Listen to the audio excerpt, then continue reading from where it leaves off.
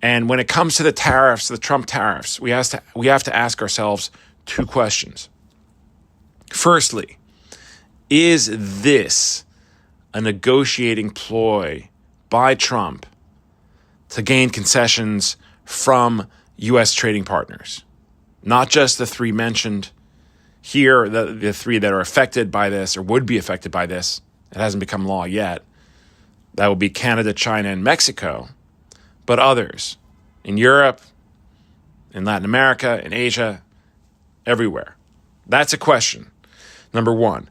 Question number two, perhaps more importantly, how much of this was anticipated, was baked in the cake, and was priced in already?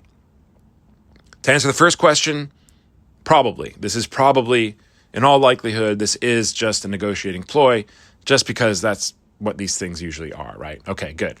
Number two, how much of this was priced in?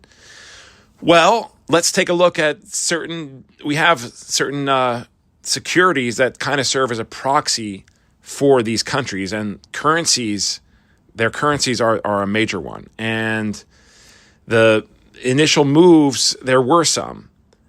The Chinese yuan didn't move at all in the news. At least the onshore did. I didn't look at the offshore. That is much more that's much more sensitive to these things. But the Canadian dollar, it did drop to its lowest level in 4 years versus the US dollar.